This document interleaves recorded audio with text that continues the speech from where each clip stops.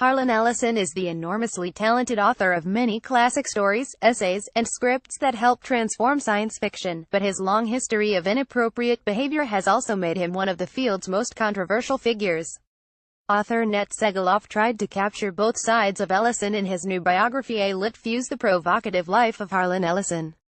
Let's face it, a lot of people don't like Harlan, Segaloff says in episode 278 of the Geek's Guide to the Galaxy podcast, and I wanted to try to get to as many of those people as possible to make a rounded interview. Ellison's rancorous dealings with so many people in publishing made pitching a book about him a challenge.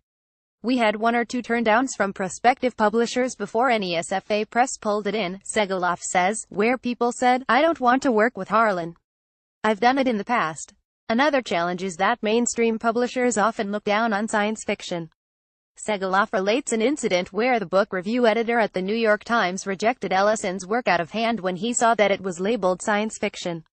I mean, at this point he's done over 120 books, Segaloff says. You'd think the Times would have reviewed one of them. Still, Segaloff has been pleased with the response to A Lit Fuse. He says that sales and reviews have both been strong, and that so far he only has one detractor. Everybody has to have one troll, he says. If I didn't think I was doing something wrong. Harlan of course collects them like a magnet and iron filings. But maybe someday if I'm really good I'll have two trolls. Listen to the complete interview with Nat Segaloff in episode 278 of Geek's Guide to the Galaxy above. And check out some highlights from the discussion below. Nat Segaloff on the dead gopher story. It's so elaborate that only Harlan can tell it, but it involves a problem he had getting a straight answer from one of his publishers. It turns out the controller of this publishing house had not given him a complete statement of accounts or something like that, and very simply didn't return his phone calls. Harlan was polite, he did phone calls, he sent letters, and when nothing happened he said, alright, I'll make you answer. Harlan managed to get a dead gopher, and he wrapped it up in a box, and he sent it by slow mail to the controller at the publishing house. And he sent it over a long weekend in August to New York. When they opened it, the gopher had ripened to a considerable degree, and they had to fumigate the entire office. Some stories say they even had to repaint it.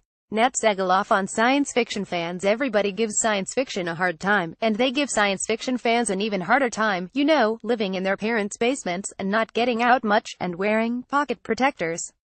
But I've found that science fiction fans are probably the best read, most intelligent, most diligent, and most compassionate, because they've been downtrodden for a long time too in establishing their credibility. But I've had this wonderful feedback from people, even those who point out errors in the book, typos and things like that, that I wouldn't trade for anything, and I never encountered that when writing about regular film people or other people that I've written about. The science fiction community is wonderfully cohesive and enormously supportive, I find.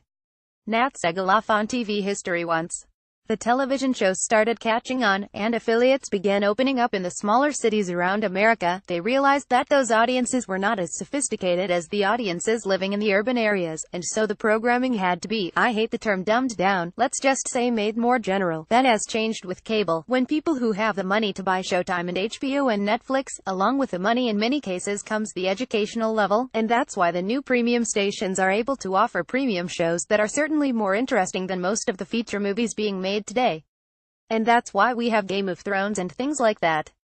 Nat Segaloff on The Last Dangerous Visions. The Last Dangerous Visions is a sequel to Again, Dangerous Visions, which was a sequel to Dangerous Visions, which was an anthology of science fiction stories by young writers who blew the doors off of science fiction.